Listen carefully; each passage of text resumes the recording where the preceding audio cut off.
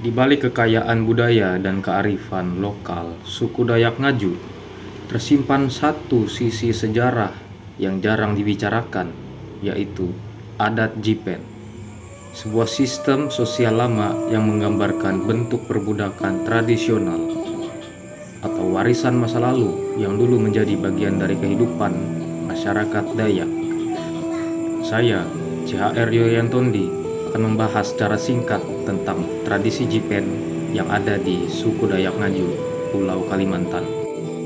Dalam masyarakat Dayak Ngaju, terdapat istilah Jipen atau yang merujuk pada orang yang kehilangan kebebasan karena hutang, hukuman, atau peperangan sehingga mereka menjadi budak. Jipen kemudian menjadi milik orang lain, disebut Tuha Jipen atau Tuan, dan harus mengabdi kepadanya. Sistem ini muncul dari struktur sosial lama, di mana status seseorang bisa berubah akibat utang, kalah perang, atau pelanggaran adat. Seorang Jipen tidak sepenuhnya diperlakukan seperti budak dalam artian kolonial. Mereka masih dianggap manusia yang memiliki hak hidup, namun tak bebas menentukan nasib mereka. Tugasnya beragam, membantu di ladang, menjaga ternak, atau melayani keluarga tuannya. Dalam beberapa kasus, Jipen bisa ditebus kembali menjadi orang yang bebas jika keluarganya mampu membayar utang atau mendapat pengampunan dari tuannya. Hubungan antara tuan dan Jipen diatur oleh norma adat yang ketat.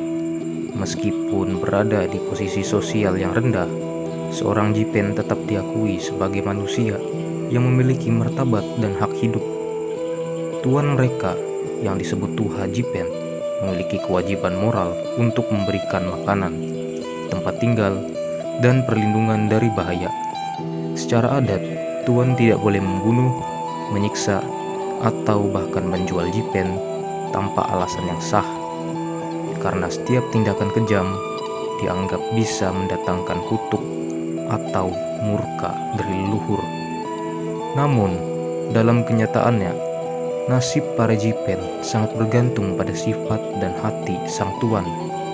Ada yang diperlakukan penuh dengan belas kasih, dianggap seperti anggota keluarga sendiri, bahkan diberi kesempatan untuk menebus kebebasannya.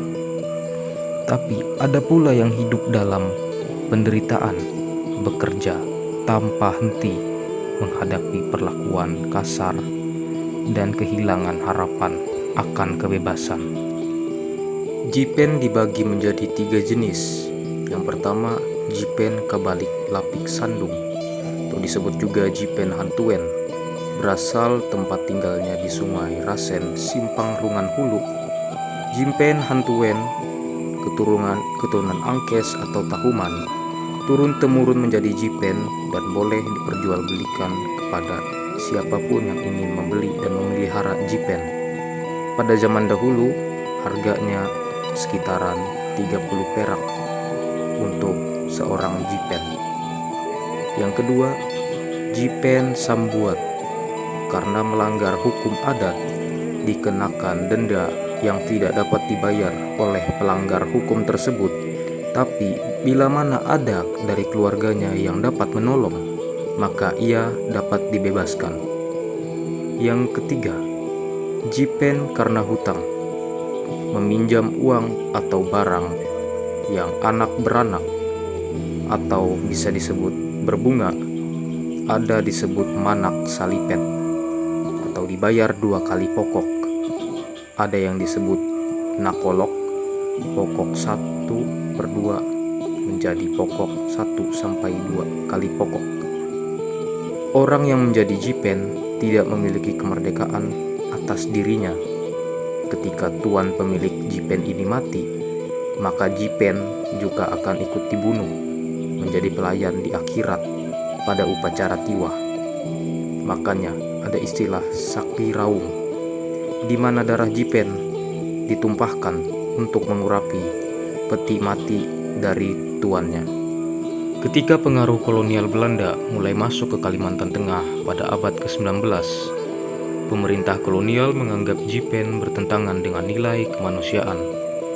Kemudian, sistem Jipen perlahan mulai dihapus secara resmi melalui perjanjian Tumbang Anoy pada tahun 1894. Masuknya agama Kristen dan sistem pendidikan baru turut mempercepat perubahan.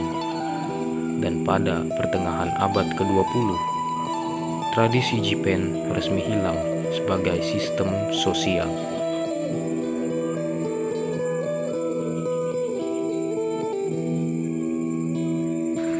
Meski telah lama berakhir, Jipen mengingatkan kita pada dinamika sosial masa lalu bahwa kebebasan dan kesetaraan adalah nilai yang harus diperjuangkan bagi masyarakat Dayak Ngaju.